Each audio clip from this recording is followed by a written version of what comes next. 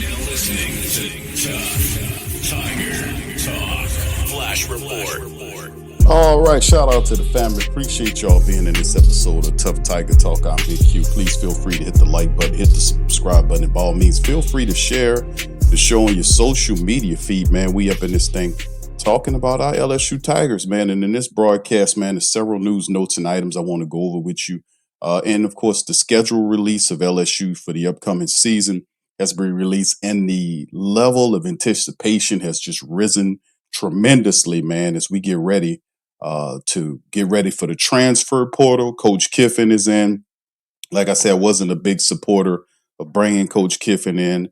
I didn't really want a lot of crap going on. I wanted to be more focused on football, but getting Lane Kiffin's offensive mindset and of course Blake Baker to remain as the defensive coordinator, throwing at him a boatload of cash, getting a bunch of really fantastic assistants, keeping some guys was real key. So big ups to that as we roll into the season, man. And doing the recruiting class, getting these guys here for the upcoming season. And of course, the transfer portal is on its way. Things are looking up, man, to be honest with you, than what they were previously. But anyway, let's jump right into it, man. This is the schedule right here as released. Shout out to NOLA.com. As you see, the Tigers have scheduled all three non-conference games. They host Clemson on September the 15th, Louisiana Tech on September the 12th, McNeese State on October the 3rd, and LSU is finalizing an agreement to play the Bulldogs on Wednesday. So this is our schedule starting up. We got Clemson again, family. Remember, we've had all those issues with starting the season. That was one of the things that Brian Kelly did do well, was breaking that 5-game opening season losing streak. We have a big one against Dabo Swinney and Clemson to open up the season. So this is going to be really interesting at home in Death Valley, September the 5th against Dabo Swinney and Clemson. This is what I love. I love this, and this is good. Of course, September the 12th, Louisiana Tech is next. And listen, fam, also, I want to be able to, hopefully we can get this done as well moving forward, where we can kind of, throw, and we don't really have too many in-state rivals, but getting Tulane has really elevated their level of being a college program. Can we agree about that? They have really, if anybody has been a competent second in Louisiana in terms of football, Tulane has proven itself to be formidable football once again. So why not rekindle that LSU Tulane rivalry, right? That used to be years ago. Can we rekindle that thing? That would be so cool. But anyway, Louisiana Tech, September the 12th, September the 19th, we go to Ole Miss, and this is the game right here. I don't know if you call it the Lane Bowl, the Kiffin Bowl, the Revenge Bowl, the Pissed Off Bowl, the Upsetness Bowl, but there's going to have to be a lot of security going into Ole Miss for this game. And it's September. I know we was going to play them, but September the 19th, going to Ole Miss, Lane Kiffin goes back to his stomping grounds to kind of set it straight. So that is going to be absolutely tuned up. Of course, September the 26th, back home against Texas A&M. That'll be another tough one. October the 3rd versus McNeese. And then we hit the road October the 10th against Kentucky, who picked up a new coach as well out of the SEC. Then we come home. We have the Mississippi State matchup on October the 17th. Then we go to Auburn. Always like going to Auburn. October the 24th to take them on. And then we have an open date, a bye week, so to speak, as we prepare for November the 7th versus Alabama. We always have that open date before Bama. And then, of course, we see the November the 14th matchup against Texas, the Longhorns in Death Valley. Guess who? Arch Manning comes to town. This is going to be a really good game to see him back there. And, of course, we'll see the November 21st game at Tennessee. And then we finish out the season, November the 28th, regular season, that is, at Arkansas. Now, I'm looking at the schedule. This is pretty early on, but you can kind of look at it. You'll know Clemson will be ranked. Ole Miss could be ranked. You can see a couple of Alabama, Texas could be ranked. A lot of these teams here, at least 4 or 5 of the teams, Texas A&M could be ranked. about 5 teams or so, just being conservative, could be ranked for this game. But this schedule, I don't see this schedule as an incredibly difficult schedule for Lane Kiffin in his first year. What do you guys think about that? Put in the comment section, what do you think about this schedule? This schedule is pretty favorable for Lane Kiffin. Clemson, we can do that. Louisiana Tech, we got that. Ole Miss, I think he'll beat Ole Miss. Texas A&M. So it could be one of these situations where LSU, and I won't put too much on us. We could blow through this thing, man. Going to Alabama and him seeing, of course, Tennessee was another previous stop for Lane Kiffin that didn't end well, and the fact that he will be going to Tennessee. That's been a while since he was the coach up there. He left on bad terms.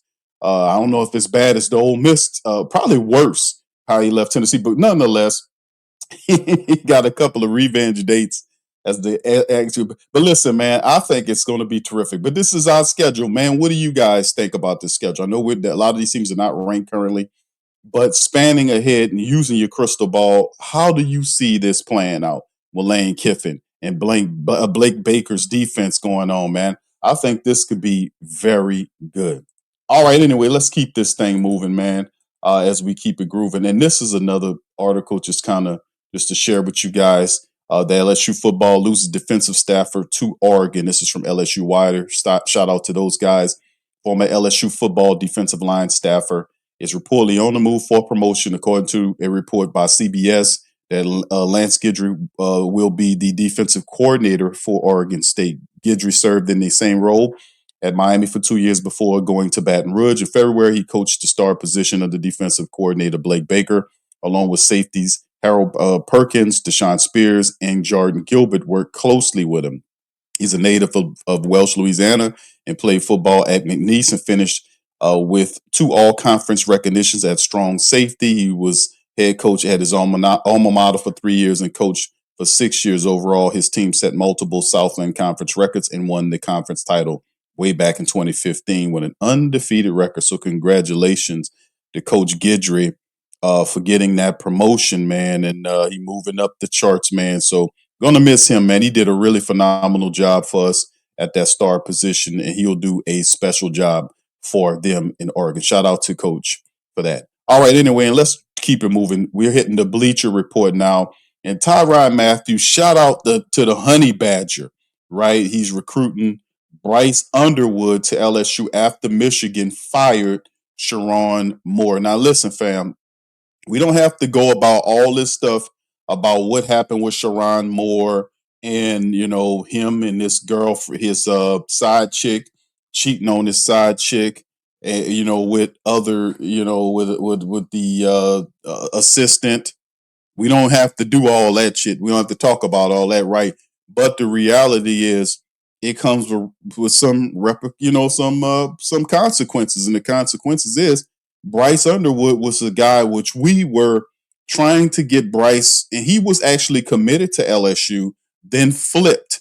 And I think a lot of that was because LSU started to lose, and when that happened, he just kind of backed out. Then the NIL deal came when they offered him, I think it was 12 million. LSU put up 10, and he wanted 12, and then he just bolted and said, "Hey, I'm going back home."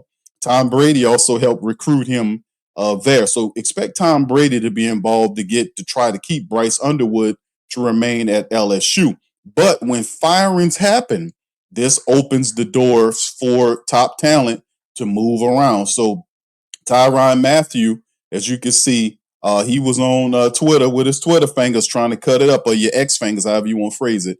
Former NFL and LSU safety Tyrann Mathieu made his pitch for star quarterback Bryce Underwood to ditch Michigan in favor of LSU on Wednesday. Listen, it's no doubt about it. LSU is up on the incline. No doubt about it.